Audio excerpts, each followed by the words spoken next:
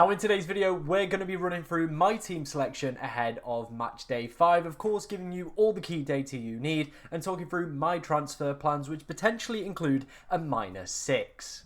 Now of course, before we dive into today's video, if you do enjoy any of the content that you see on the channel, please be sure to like, comment and subscribe as we are trying to hit 15k before the launch of the new FPL season, and it would be absolutely amazing if we could smash that goal to pieces. Let's take a look then how we got on in match day 4, and overall it was a pretty good game week. Obviously, we had some players that really delivered the goods. We definitely, I feel, played the chip at the right time. Of course, the qualification chip, we only had 2 players that didn't qualify from it. We could have very easily got the full 11 though. But to be honest, getting 9 still feels pretty good, to be honest. You know, we picked up as many points, I think, personally, from that chip as possible. As you can see, there were some very strong scores, leading to us getting a terrific green arrow, up from around 4k to 2.2k. Of course, the oversights within this side were the lack of Real Madrid players. I was a little bit unsure how that game was actually going to go. And, you know, it could have gone very differently for both Real and, of course, for Juve as well. Both had pretty big chances. Both could have, you know, progressed to the next round, but it was Real that did go through. Unfortunately, Man City going out as well has left us in a little bit of a tricky position, as you can see on screen, because we went for the triple Inter, obviously the double defence as well, and we also went for the triple Manchester City. Both of those sides out, so of course there's already 6 players that potentially need to be removed from our side. And to add injury to kind of insult, we've also lost Piquez as well, as he's suspended for this next round. Again, just adding that extra little bit of zest. So as you can see, the team is going to be in kind of a little bit of desperate need of repair. It was a great match day, kind of 4 for us. We obviously got another green arrow. You can never grumble at a green arrow. I'm pretty happy with what the qualification chip allowed us to get in terms of those points as well. But if you come to the screen before I obviously show off my my team for this week, this is how we're currently looking heading into the game week. So if I put Svensson in, that is kind of how we're looking. So we can field a sort of 11, but not really, to be honest. As you can see, we're going to have to use all of our transfers just to get a playing 11. Then we're probably going to be looking at some minus as well to give us some decent bench cover as well. So that's the position we're in heading into match day 5. Not a great one, but definitely not the worst. And I feel like a lot of people are probably going to be in the same position. So maybe taking some of those hits isn't going to be the biggest deal in the world. And I've already spoke about hits as well on this game. It's something that I feel, you know, you can very easily take hits and get away with it. I'm sat in quite an okay rank position. I'm doing all right in a lot of my mini leagues as well. And I took a -9 in match day 3.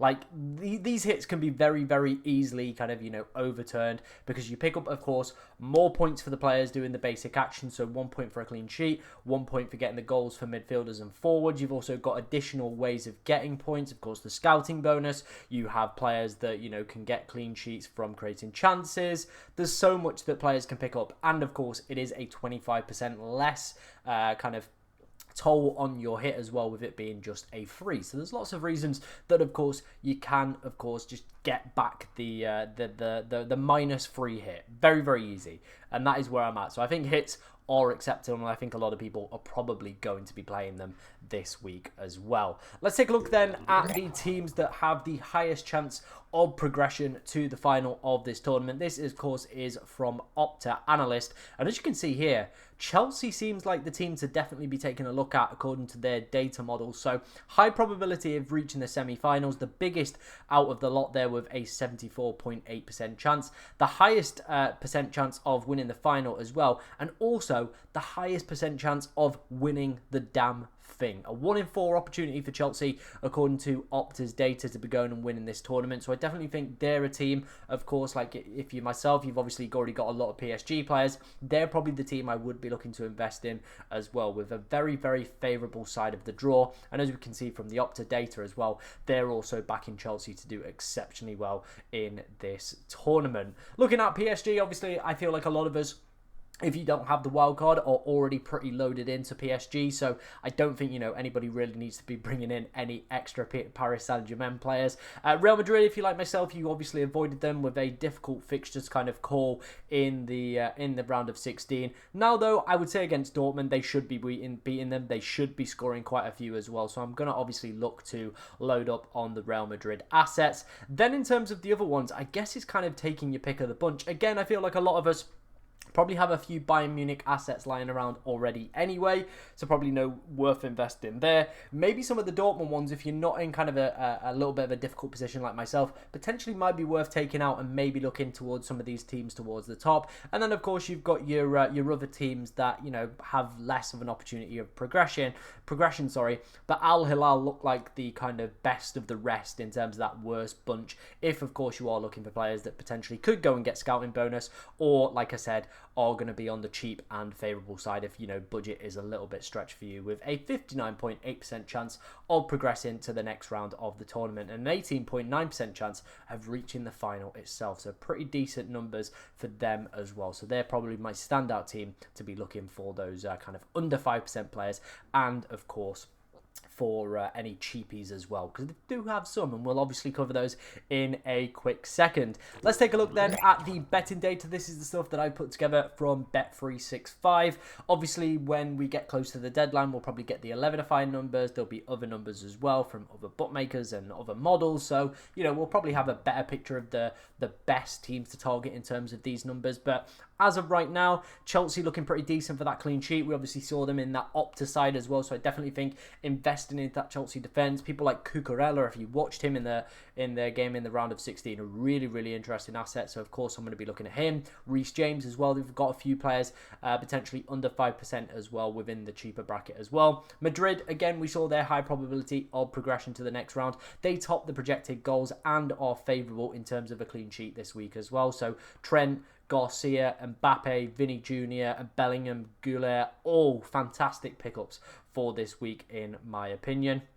Like I said, Al Hilal probably the best of the rest in terms of those kind of, lesser sides still within the competition. Decent probability of a clean sheet, the third best on this list. And they're also the fifth best for projected goals as well. So they're, like I said, probably the team I would be looking to kind of find some of my 5% less owned players. And of course, looking for those budget enablers as well that are going to allow me to stack some Real Madrid players, some PSG players, some Chelsea players as well. Of course, feel free to take a screenshot of that or anything that we have kind of covered already in the video. But let's dive into my team selection ahead of match day 5.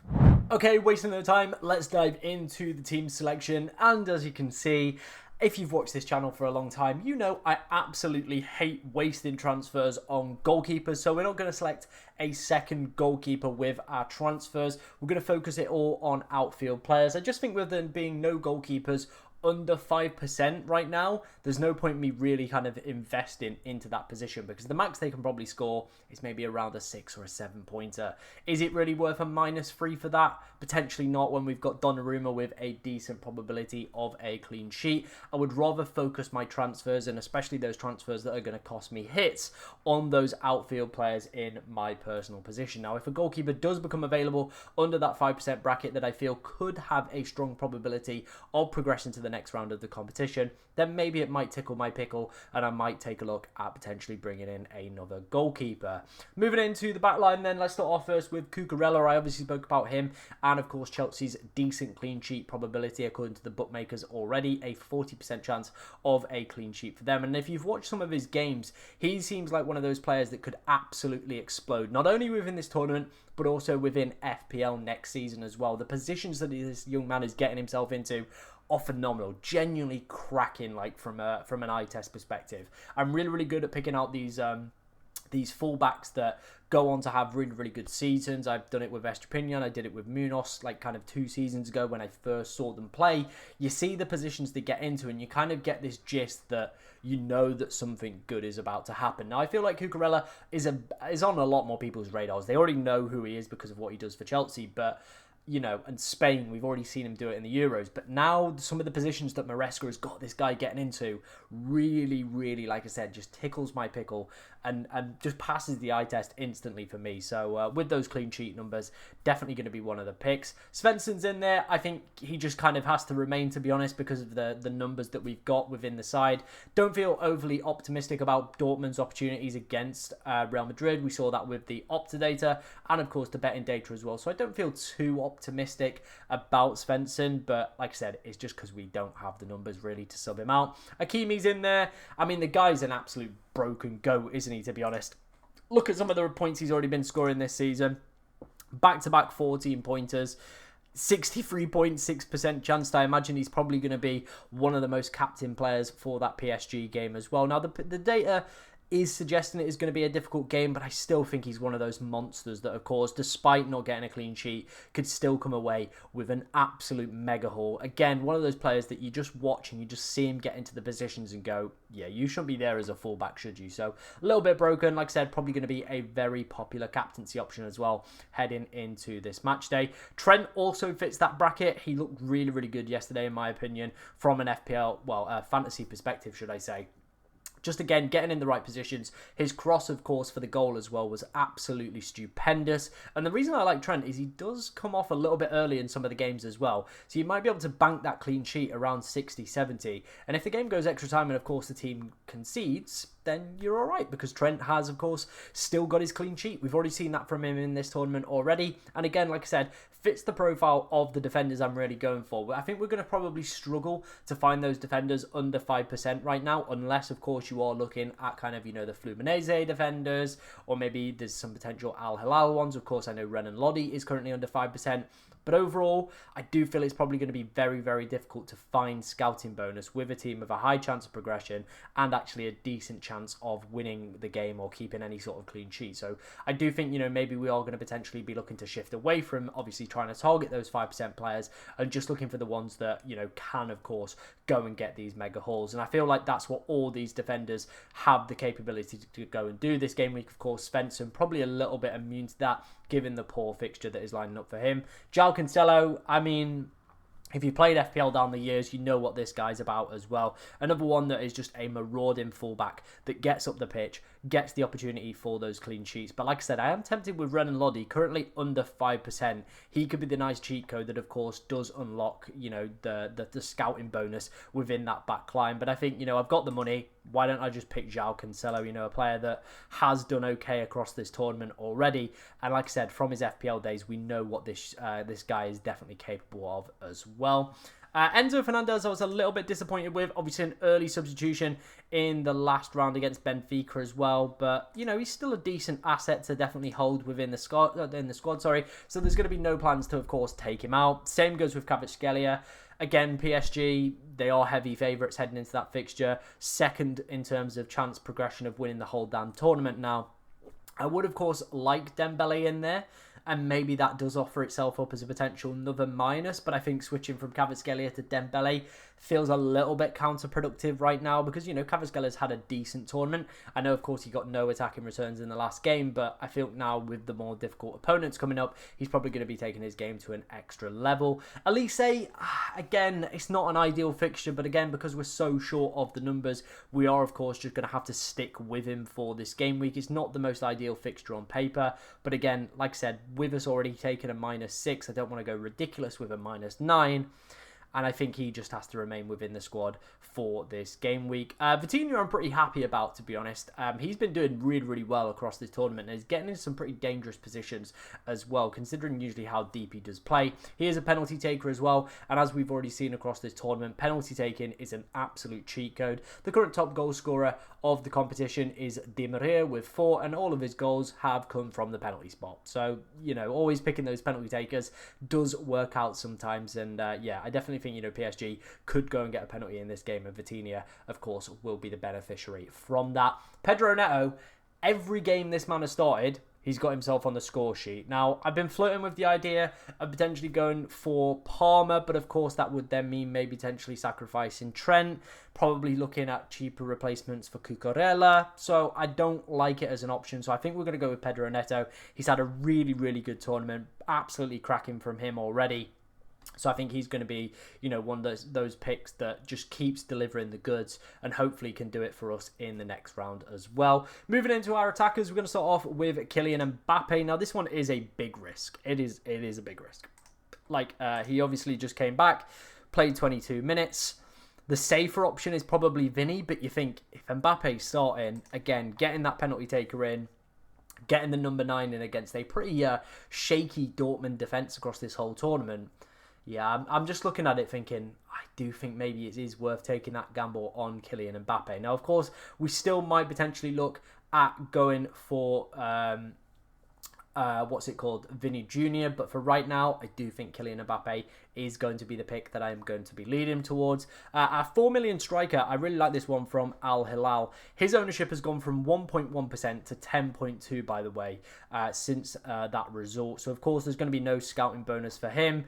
This is what I was talking about. As soon as you find kind of a cheap gem now at the moment, the position we're in terms of the tournament, probably nobody is really going to remain under 5%. But as you can see, he is leading the way as one of the top goal scorers in the competition and absolutely blazed it against Manchester City with, of course, 2 goals, 2 shots on target, and 1 and scouting bonus as well, but he's going to be exempt from that one. But for 4 million, he allows us to build a pretty decent team behind him, so I like him as a potential option. We saw that Al Hilal are probably the best of the rest in terms of chance progression, and of course from the betting data as well. And then finishing up, it is going to be Harry Kane. Look, he's in the Golden Boot race for this tournament.